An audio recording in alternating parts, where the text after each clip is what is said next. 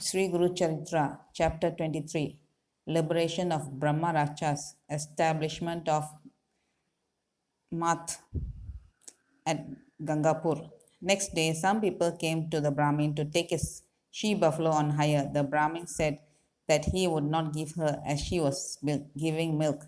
He showed to the people the 2 pots of milk she was giving. She was barren till yesterday, and she had never been pregnant, yet she was giving milk. All were surprised to see the miracle.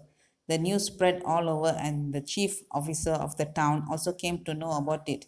He came to the Brahmin and asked him about the miracle. The Brahmin said, "This miracle has occurred due to the blessing of the sannyasi living at the Sangam. He is an incarnation of God. He came for alms at midday yesterday. As there was no corn at home, he asked to give him milk as alms. My wife told him that the buffalo was barren. The sannyasi was angry and he asked her to milk the buffalo in his presence. It was really wonder that the buffalo began to give milk. From that time, she has become a Kamadhenu for us."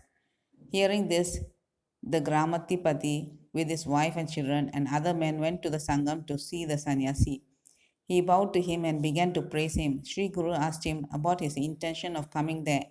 The officer said with folded hands, "Instead of living in the jungle, Swami should establish a mat and live in the town and guide us in spiritual life. From time to time, I will build the mat for you." Sri Guru thought of that it was time to disclose himself to the society.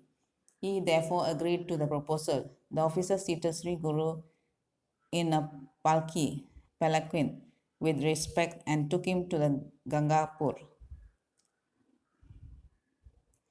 to the accomplishment of music. All the people of the town came for Guru's darshan and worshipped him.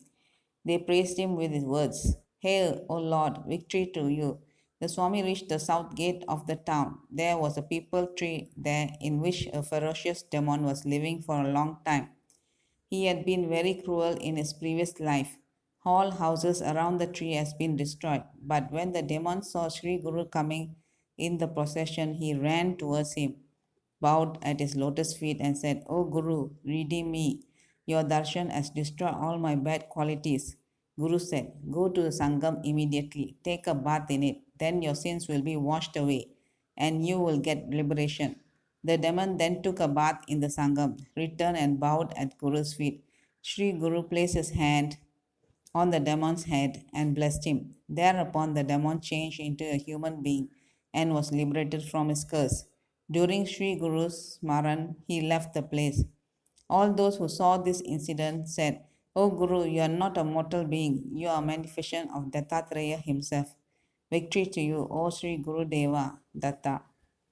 As promised, the Gramatipati built a mat for Sri Guru and worshipped him every day with devotion. Sri Guru went to the Sangam every day for Anustan. The Gramatipati took him there in a palanquin and went with him.